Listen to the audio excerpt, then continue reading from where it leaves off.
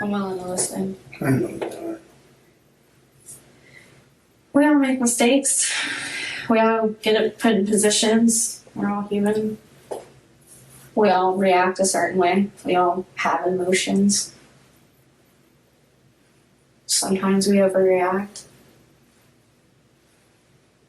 Sometimes we're put in situations we don't want to be put in. Mm-hmm. Like, I'd rather, have met you again outside having coffee instead of seeing you for the second time in here. But I don't know. I think you just made a mistake today. Or somebody made a mistake today. And I think you know what happened.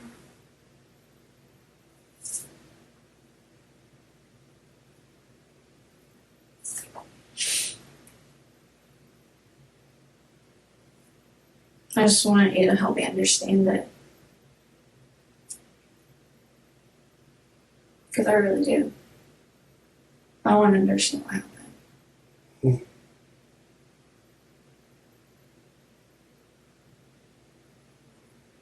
I think you know what I'm talking about.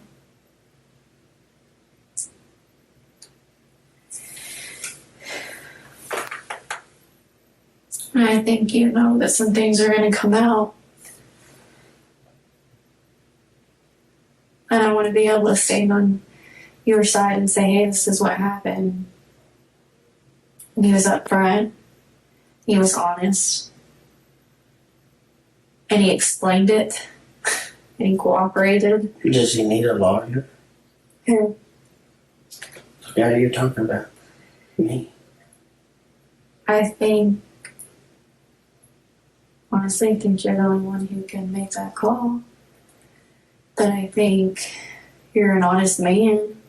I think you've been an honest man. Mm-hmm. I think. Well, that's good. I'm just going to be quiet. You be quiet, I'll keep talking. No, I'm serious though. I think you're an honest man. I think. Okay, Mark, what do you got? Did you make a mistake today, or somebody made a mistake today? She's given a lot of options with that. Did you make a mistake today, or did somebody make a mistake today? It is the option for him to go, yeah, I made a mistake, or for him to go, no, I saw that person make a mistake, or even the option to make the somebody not his body or not his mind. There's the option there for him to go, it was a part of me that made that mistake. So there's a lot more options in there than we might see at first glance. What's brilliant is he says, does he need a lawyer? So he already references, departs himself. So it's worked. It's worked because he creeps up on it and goes, does he need a lawyer? And then he goes, me. So vicariously, he's got into that position of, do I need a lawyer? Again, there's something masterful that's happening there. I'm not sure whether she wanted him to go to, do I need a lawyer at this point? Because my understanding would be it puts her in a position, I think, which is not so good as she was in. But nonetheless, that sleight of mouth that was done there was really quite exceptional. Scott, what do you got on this one? A sleight of mouth. That's pretty good. I'll use that, but I'll give you I didn't make that one up. Well, who did? That was Dilts, I believe. I think it was Dilts. Robert Dilts. Was it Dilts? Yeah. Okay, that's good. You don't know Dilts? Anyway. Read some of Dilts' books. Fantastic. Yeah. Okay. Now she's gone on to the we all make mistakes thing. You're a good person, but I get it. We all make mistakes, and everybody makes mistakes. That's one of the things you do, because you got to say everybody's the same. We're all doing this. Everybody has these kind of problems. The severity softening she's creating here is really good. It's really like nothing's really happened. I've really talked about what's happened, but it's just a mistake, whatever it is. And then he goes back to being really, really still, and he's still focusing on his "I'm innocent" body language, and it's hilarious because he thinks that's what he's supposed to do. And if he was innocent, like we talked about before, there'd be so many things that would tell us that he might not be, not that he's innocent, but he might not be the person that did it, or probably wasn't, because of the way because what his body language is saying. Like I said earlier, you want to say, if you're not a subscriber, go ahead and subscribe, because you'll learn all these things. Because you want to look at it as, what is this person's body language trying to tell me? So, and then when she asks, then he asks if the guy she's talking about needs a lawyer. I think she handles that brilliantly, because she pauses and then she has a long pause, like she's thinking about it. She says, but she may have been, because she may not have been ready for that one. She said, honestly, you're the only guy that can make that call. But that really is all she can say at that point, And again, he doesn't say, I don't want to talk anymore, I want a lawyer. So keep that in mind. They're not badgering him here. And then she continues with what a great guy he is. He scratches his face and he shakes his head and he waves his hand and says, I'm just going to be quiet. He knows he's as he's thought about all this, he's like, dang it, I shouldn't have said anything. I should have just kept my mouth shut. I should have been quiet. I think he's starting to regret all the things he's been talking about. And he knows what a tough spot he's in. That's part of the problem too, that's making his stress rise. And again, he knows what she's doing. She knows he knows. He knows she knows he knows. It sounds weird, but it's all true. It's beginning to show up more and more in his body language as his stress goes up. Greg, what do you got? Let's talk about pre-confession body language. It's a known thing. And what happens is a person will ball up, they'll lock up typically, they'll get quiet, they'll go inside their head. And then as they blossom open is when they confess. There's pre-confession. Usually their chin will drop to cover their throat. Looks familiar. Eyes are probably down right, down left as they think about what this means to them, emotional, think about what this means to them, rationalize what's happening, trying to figure out what to do. They're having an internal conversation and the emotional impact. We can see it. We know it's happening. Well, the thing he's not done is ball up, but that's because he's doing all of this. We're seeing him slide almost into pre-confession. I think he's in the beginnings of it. When that happens, there's a handful of things you really need to do to be effective. One, move in closer. The person needs to feel like there's only you, even though there are cameras everywhere, get confessions all the time. And the camera's right there and the guy knows it. But when you get in close, they forget. Chase, you were saying it earlier about being intimate, but I don't think you use those words, but that's the word I would use. It gets to be very intimate. It becomes about you and the other person. You lower your volume, because then it sounds like it's just the two of you. It might even be a whisper. You slow your cadence, because slowing your cadence is how people speak when they're emotional.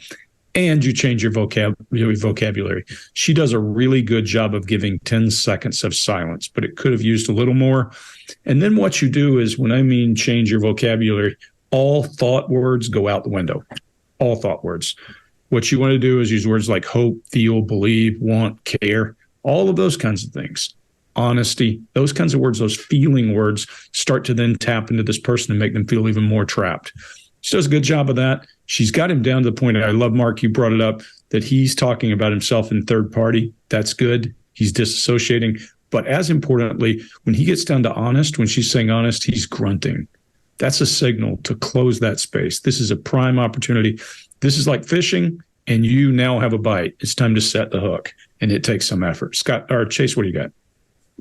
I think it would have been great if she would have paid off one of the cops outside to knock on the door, and just right, she steps out, but right as the door shuts, he says something like, we found that battery operated security camera. You need to take a look at this. And then she goes back in there with maybe some bait questions. After that would have been so cool to watch. But this whole thing is a masterclass. This is exactly what Greg described, pre-confession behavior. The lack of confession, I don't think it's her fault. This is a former police chief who's probably seen a lot of cases go down this way. And in these critical moments like this, especially in interrogation, it is so important to know the deep psychology of who you are talking to. So I've written behavior profiling books about this, which I wrote one of them that's pretty recent, as a deep behavior profiling manual that could be done on anybody in less than 6 minutes. And I really dive into how important it is to understand deep-seated needs, fears, and insecurities of the person that you're dealing with. I'm not trying to say it would have dramatically changed this outcome here, but it definitely makes a tremendous difference at the ending of an interview or interrogation or conversation when you're using the right psychological techniques from the very beginning, that makes the difference. So you start the right way at the beginning because I know the deep psychology of who I'm talking to. The ending is dramatically different. One of those tape replays. I'm willing to listen. I know you are. We all make mistakes. We all get put in positions. We're all human. We all react a certain way. We all have emotions. Sometimes we overreact. Sometimes we're put in situations we don't want to be put in. Mm-hmm. Like, I'd rather, have met you again outside having coffee instead of seeing you for the second time in here. But I don't know. I think you just made a mistake today. Or somebody made a mistake today. And I think you know what happened.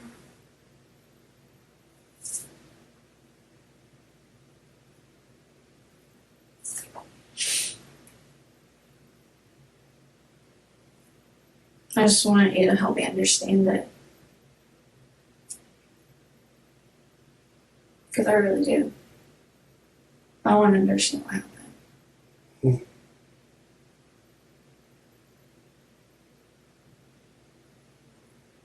I think you know what I'm talking about.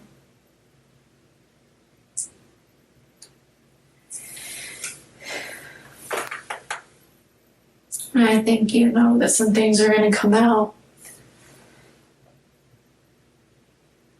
And I want to be able to stand on your side and say, hey, this is what happened. And he was upfront. He was honest. And he explained it. And he cooperated. Does he need a lawyer? Who? The guy you're talking about. Me. Honestly,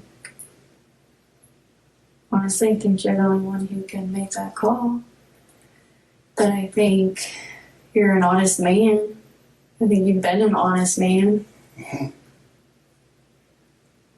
I think. Look, I'm just going to be quiet.